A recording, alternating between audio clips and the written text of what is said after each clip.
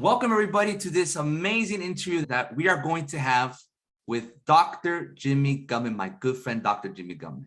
And I am Giancarlo, your friend.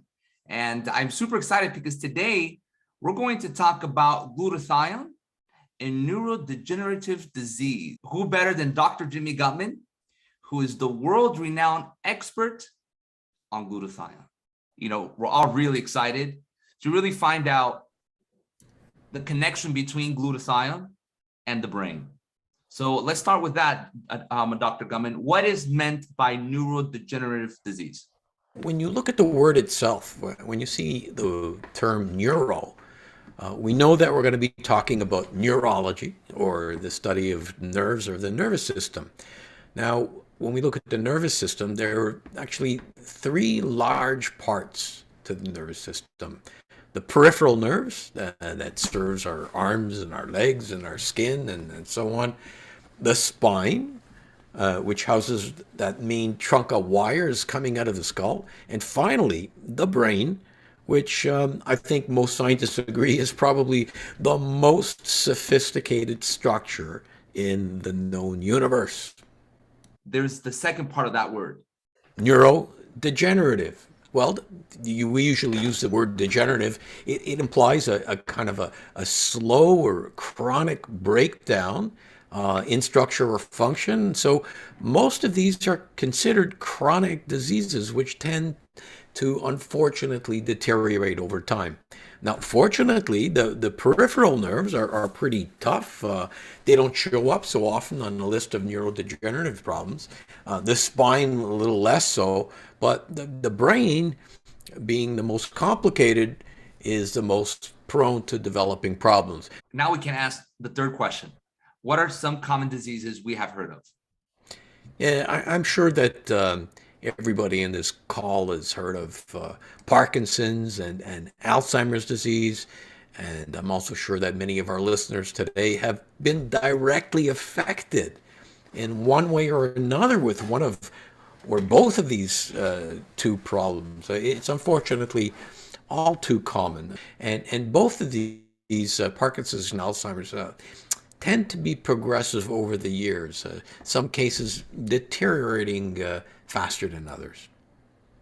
When we talk about Alzheimer's and Parkinson's disease, Dr. Gumman, we generally think of older people. Now, I'm quite sure neurodegenerative disease strikes a younger population as well. Can you give us some examples, please? There's too many. One that needs to be mentioned is MS, or multiple sclerosis. Usually this affects people who could be starting in their teens or 20s, occasionally later. What's remarkable about MS is that it can affect any part of the nervous system, not just the brain. And that makes the initial diagnosis tricky at the early stages. You know, the patient will present with anything from weak vision in one eye to problems urinating to a weak leg.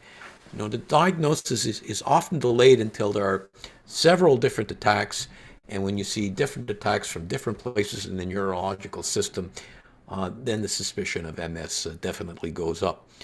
Another neurological problem that we see in young adults is what's called motor neuron disease.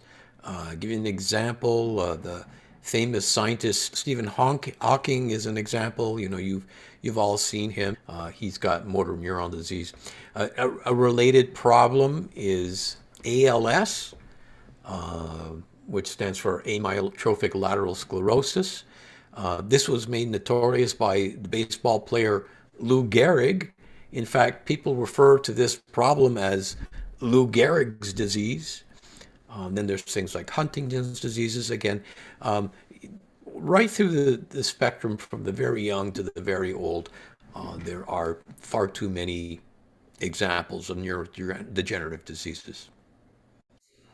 As we spoke, I know there's one neurodegenerative disease that you haven't mentioned.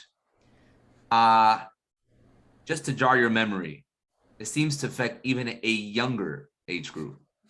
Yeah. You got me there, GC. Of course. Autism, with this is considered a neurodegenerative disease, and we've all been hearing a lot about this, and I know y'all want to talk more about it, but I promise you, I will be talking even more about autism in due time. It's a whole other subject. Now, Dr. Gumman, we're talking about all these brain problems, these diseases that we can get, for many reasons. But as we said in the beginning, we spoke about that we were going to talk about glutathione. So how does glutathione play with neurodegenerative disease? Well, that's the crazy thing about all of this. In my last book on glutathione, I had dedicated a whole new section to glutathione and the brain. And in there are multiple chapters covering different neurodegenerative diseases. And here's the thing, each and every one of these are related to a drop in glutathione, each and every one. It still remains to be worked out whether this is a chicken or egg phenomenon. But what's more important is that there has been so much research done here, and a lot of it is suggesting that raising glutathione may play a key role in prevention or even treatment. Y'all need to look at these studies. Can you just recap some of the studies already done on the field, done using immunocam? Now, for the ones that are watching this for the first time, you heard about glutathione and you heard about what we're talking about, obviously, but you haven't heard about immunocal. So, Dr. Gumman, please talk a little bit about immunocal and the studies done with immunocal in this role. To give you 30 seconds on Immunical, Immunical is a natural protein product that was developed over 40 years ago. And this natural protein, when you eat it, does guess what? Raises glutathione. And so we discovered this at McGill University, and of course it was a research group, so we did research long before it was a commercial product. So we've done research on Immunical and human beings for a long time. And so the question is, what have we done using Immunical to raise glutathione in neurodegenerative diseases? Well, we mentioned one before. Our most recent one would have been in autism. But let's go back a bit. This neurodegenerative research, this represents some of our best work. We've touched upon Alzheimer's and Parkinson's, schizophrenia, ALS, and more. I just let me read the title of a paper written by Please. probably our most prolific neuroscientist using Immunocal, one Dr. Daniel Linsman. He's out of University of Denver. And listen to this title, it's self-explanatory. Immunical and the preservation of glutathione as a novel neuroprotective strategy for degenerative disorders of the nervous system. How, how do you have a more direct and specific title that summarizes it better than that? And you guys you can get a hold of that paper. I know that Giancarlo, I can give you a link to downloading all of our 85 published studies. I just put out a new edition of that book recently, so it's available. All the abstracts, 85 abstracts.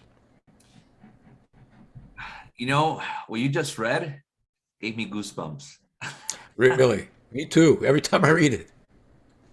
Dr. Gumman, I remember the first time I had even seen the importance on this topic. It was an article that you did for Immunotech. And in the end, you said, just like a real estate agent says, location, location, location. Supplement, it has to be research, research, research. I've used that hundreds of times. But that was the first time that I saw the importance of research, especially with supplements. So thank you so much for really explaining about that. And for the ones that are watching, please take notes. This is gold. And now, Dr. Gumman, the last question, the big question, the $1 million question. What is the next big study that Immunotech is working on brain disease? Yeah, well, it's good that you asked. And I know it sounds like I said a few frightening things before, but I'm going to say another frightening one now. There's a new neurodegenerative disease that has only recently been described compared to the others that we talked about, like Alzheimer's and Parkinson's. For me, this is the one that most of us already fear the most, even though we don't know the name, because so many of us, my age anyways, are already experiencing some of the symptoms.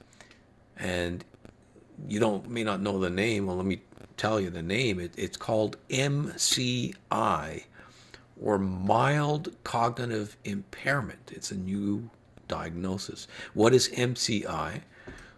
Well, let me give you an example or two. When an older person keeps on losing their keys or misplaces their glasses, when they can't remember names, or they get lost driving on roads that should be familiar to them, these can be, not necessarily, but these can be signs of mild cognitive impairment. And mild cognitive impairment is a major risk factor for the subsequent development of Alzheimer's. So the key here is jumping on this as early as possible to do what you can to avoid this neurodegeneration. You don't want to get into the degenerative form. You want to keep it as stable as possible. So in science, our improving ability to look into the brain real time has allowed us to see and determine things about the brain we never had access to, but now we do. Here's something that most people are blown away from when they hear about this. We can now determine glutathione levels in a living brain using a specially tuned MRI scanner. Could you imagine? You put somebody into the scanner and look at the glutathione levels in their brain. And guess what? Of course, we're taking full advantage of this technology, be sure. And we're already well underway with a study at McGill University in Montreal, Canada.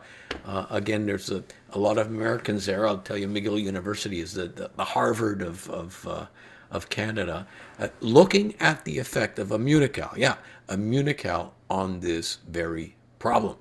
So be proud, folks. People use that term all too often, cutting edge. We're cutting edge. Well, Dr. Gutman, the info that you have really spoken about has truly been gold, better than gold, because we all need this. We all need to hear about this, because if we know this, we can help a lot more people with it. And that is the goal of these interviews. And for the ones that are watching, if you still don't have this book, and I'm pitching for you again, Dr. Gutman, I need royalties for this. No, just kidding. He has his latest book, The Comprehensive Guide to Glutathione. Everything that you want to know about glutathione is in this book. If you go to Amazon.com or if you go to glutathione.org, you can get this book and you can find many of the things that Dr. Gutman just shared today. So, Dr. Gutman, again, my friend, it's always great. It's always better. And it's always better because you always have good info and new info to share with us. So, my friend, thank you so much.